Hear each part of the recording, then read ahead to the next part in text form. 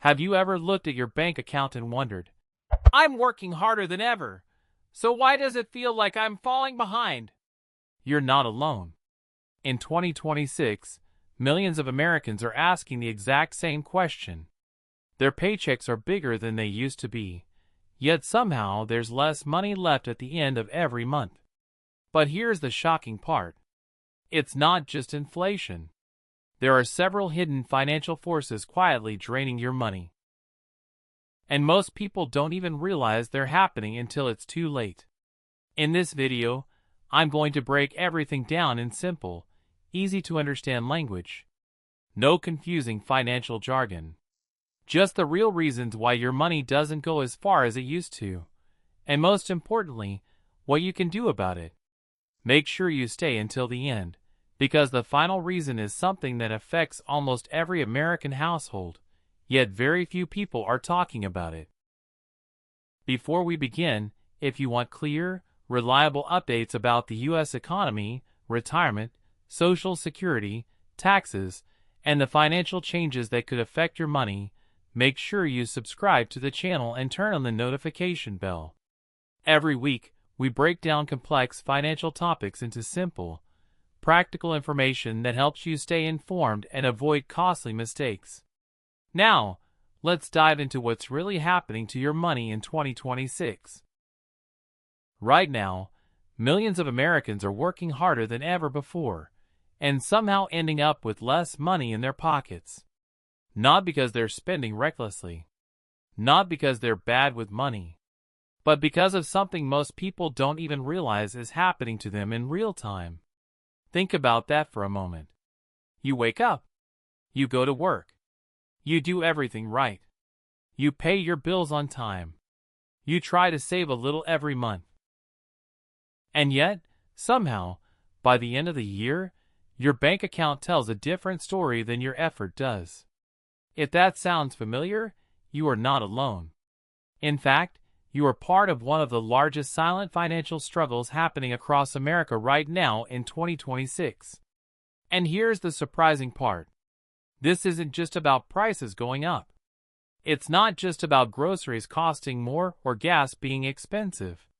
This is about a much deeper shift happening underneath the surface of the economy. A shift most people are feeling, but very few people actually understand. So today, we're going to break this down, piece by piece. No confusing economic jargon. No boring textbook explanations. Just the real reasons why so many Americans are losing money right now, and what it actually means for you. Because once you understand what's really happening, you'll never look at your paycheck the same way again. Let's start with something that sounds simple, but is actually the root of everything. The cost of staying alive has changed. Not the cost of luxury. Not vacations. Not new cars. Just staying alive. Housing. Food. Insurance. Utilities. Healthcare. These are the non-negotiables. The things you cannot skip, no matter how tight your budget gets. And over the last few years, these costs have climbed at a pace that regular income simply hasn't been able to keep up with. Rent in many cities has increased so much that people who once lived comfortably are now spending nearly half of their paycheck just to keep a roof over their heads. Health insurance premiums have crept higher year after year, quietly, without much attention, until suddenly families are paying hundreds of dollars more every single month for the same coverage they had before. Now here's where things get interesting. Wages have gone up too. On paper, that sounds like good news, right? More money coming in should mean more money to spend, more money to save, more financial freedom. But that's not what's actually happening. Because while wages rose, they didn't rise fast enough, or evenly enough, to match the rising cost of living. It's like running on a treadmill that keeps speeding up. You're moving. You're working just as hard, maybe even harder. But you're not actually getting anywhere. Let that sink in. This is what economists call a purchasing power problem. Your dollar today simply doesn't stretch as far as it used to. Something that cost you $100 a few years ago might cost you $130 or even $150 today. And your paycheck? It didn't grow by that same percentage. So even if the number on your pay stub looks bigger, the value behind that number has quietly shrunk. Honestly, most people don't realize this until they sit down and actually compare their old budget to their new one. And when they do, the shock hits hard. But wages and prices are only part of the story. There's something else happening. Something that doesn't get talked about enough. Debt. Not just credit card debt. Not just student loans. But a much broader web of financial obligations that quietly eat away at income before people even realize it's gone. Here's a scenario. Imagine a person earning what looks like a solid, respectable income. On the surface, they seem financially fine. But every month, a portion of their paycheck disappears before it even reaches their hands. Car payments. Minimum credit card payments. Buy now, pay later plans that seemed harmless at the time. Interest charges quietly stacking up in the background. Individually, none of these feel like a big deal. But together, they form a slow, steady leak. A leak that drains financial stability without triggering any alarm bells until it's too late. And here's the part that really stings. Interest rates on many of these debts have remained high, which means paying the minimum doesn't reduce the debt much at all. It mostly just pays for the privilege of owing money. People are working to pay interest, not to build wealth. Believe it or not, this is one of the biggest hidden reasons why Americans feel like they're losing money, even when they're earning more than before. The money is coming in, but it's being funneled right back out, into obligations that were taken on during a time when life felt a little more affordable. Now let's talk about something that touches almost every single person, whether they realize it or not. Inflation. Most people think inflation just means things cost more. But that's only the surface level explanation. The real impact of inflation goes much deeper. Imagine you had a certain amount of money saved up a few years ago. Let's say it was meant to be your emergency fund, your safety net, your peace of mind. On paper, that amount hasn't changed. It's still sitting there in your account. But here's the twist. That same amount of money today can buy noticeably less than it could before. Your safety net has quietly gotten thinner, without you touching a single dollar of it. At this point, things became impossible to ignore for a lot of families. People started noticing that grocery bills that used to leave them with change now leave them scrambling to make ends meet. People started noticing that a full tank of gas costs what used to feel like a luxury expense. People started noticing that saving the same amount they used to save no longer feels like enough. And this creates a very real, very human emotional response: anxiety. A quiet, background hum of financial stress that follows people throughout their day. Even if they can technically pay their bills, there's this constant nagging feeling that they're falling behind. That no matter how hard they try, they're never quite catching up. But here's where the story takes a surprising turn. Because inflation alone doesn't explain everything. There's another factor at play. One that's just as powerful, but far less talked about. The job market itself has changed. Not in the way most people think. It's not that there are no jobs. It's that the nature of work has shifted in ways that quietly reduce financial stability for millions of people. Consider this. More companies are relying on automation and streamlined technology to do tasks that used to require multiple employees. This isn't some distant future scenario. It's happening right now, in industries you wouldn't expect. Customer service, administrative work, even certain aspects of skilled trades and professional services. This means fewer full-time positions with predictable hours and steady benefits. Instead, there's been a rise in part-time work, contract work, and gig-based income. Sounds flexible, right? In theory, yes. But in practice, this type of work often comes without the safety nets that traditional employment used to offer. No guaranteed hours. No employer-sponsored health care. No retirement contributions. No paid time off. So even if someone is technically working, their income becomes unpredictable. One month might be decent. The next month might fall drastically short. And when income is unpredictable, saving money becomes incredibly difficult because you're constantly bracing for the next dip rather than planning for future growth. Most people stop here. They assume the story ends with, wages didn't keep up, and prices went up. But the truth goes much deeper than that. Because there's a psychological layer to all of this that doesn't get enough attention: the erosion of financial confidence. When people feel financially unstable for a long period of time, something shifts in how they make decisions. Fear starts to guide their choices rather than strategy. And ironically, this fear can lead to financial decisions that make their situation worse, not better. Here's an example. Someone who is scared about their financial future might avoid investing altogether, even in simple, low-risk retirement accounts, because the idea of losing money feels too overwhelming. So instead, they keep their money in a regular savings account, thinking it's the safe choice. But remember what we talked about earlier. Inflation quietly eats away at the value of money that isn't growing. So while that money technically stays the same in the bank, its real-world value slowly decreases over time. The safe choice, ironically, becomes a losing one in the long run. This is one of the cruelest ironies of the current financial climate. People are so afraid of losing money that they unintentionally guarantee a slow, steady loss simply by standing still. Now, let's shift the story a little, because there's another piece to this puzzle that's incredibly important, but often ignored. Housing. For decades, owning a home was considered one of the most reliable paths to building long-term wealth in America.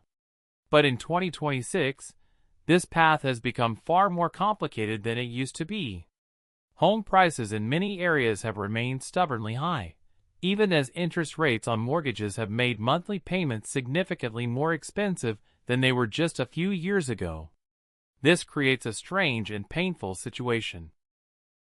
Homes that might have been affordable at a lower interest rate suddenly become financially out of reach at a higher one, even if the price of the home itself hasn't changed much.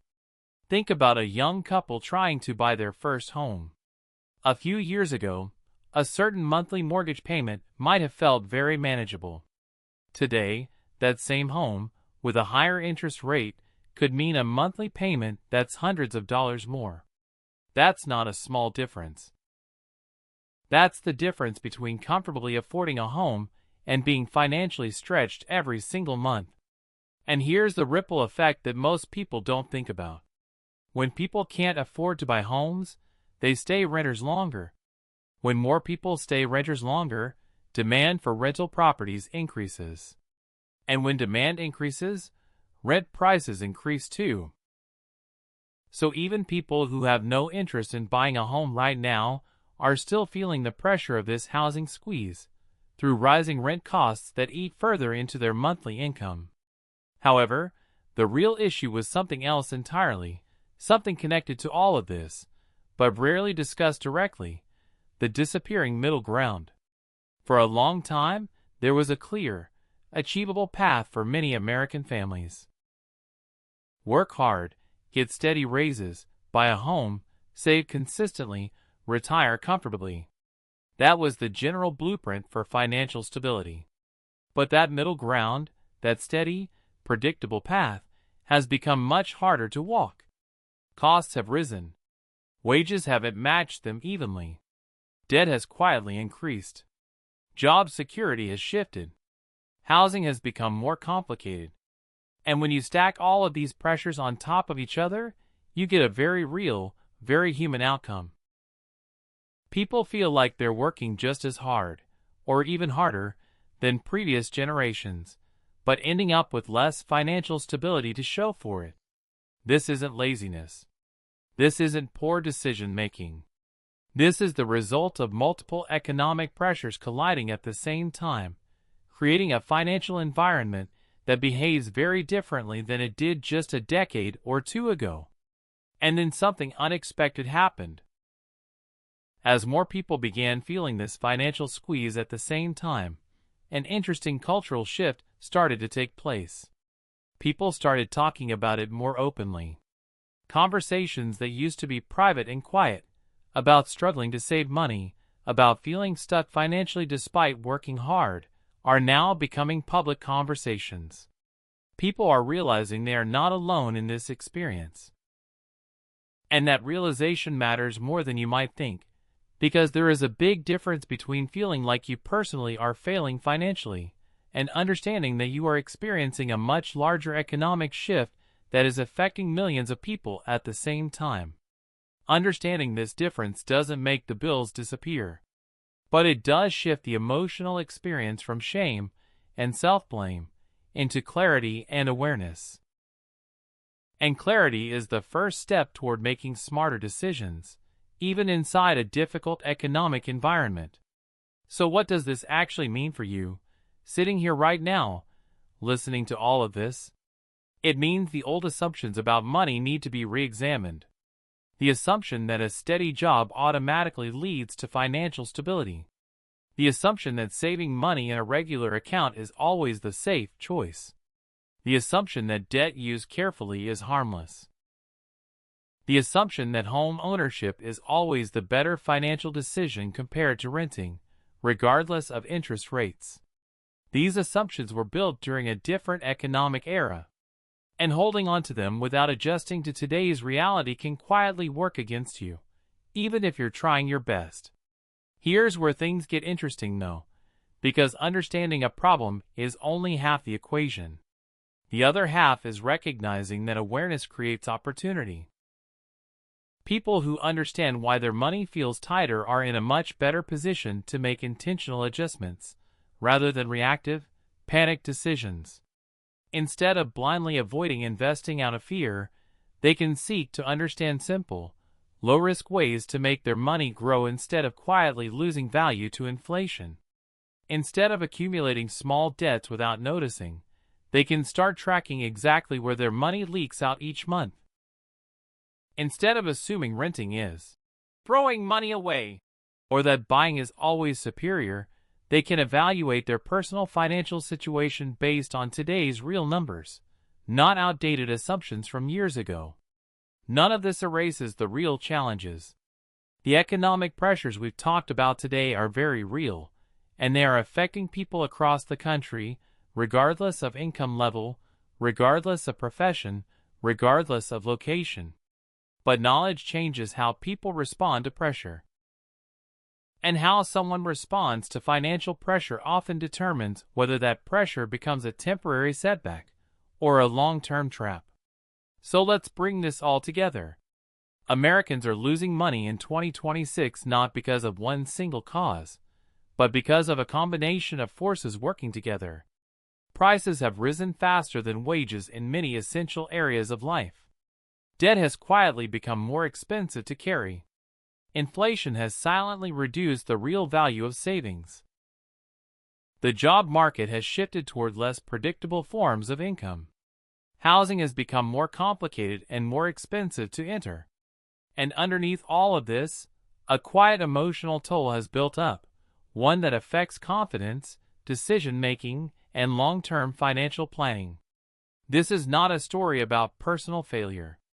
This is a story about a changing economic landscape, one that requires a new level of awareness to navigate successfully. And here's the final thought I want to leave you with. Money isn't just about the numbers in your bank account. It's about security. It's about peace of mind. It's about the ability to plan for tomorrow without being consumed by anxiety today. When people start losing money without understanding why, it doesn't just hurt their wallets, it chips away at their sense of control over their own future. But understanding them, why, behind what's happening changes everything. It transforms confusion into clarity. It transforms fear into strategy. And it transforms a feeling of powerlessness into a sense of direction. The economy will keep shifting. It always does. New challenges will replace old ones. But the people who take the time to truly understand what's happening beneath the surface, rather than just feeling the pressure without knowing its source, are the ones who position themselves to adapt, to adjust, and ultimately to move forward. So the next time you look at your bank account and feel that quiet frustration, that sense of, why does it feel like I'm falling behind even though I'm doing everything right? Remember this moment. Remember that you're not imagining it. You're not failing. You're living through a very real, very complex shift in how money works in America today. And now, you understand it a little better than you did a few minutes ago. That understanding? That's where everything starts to change.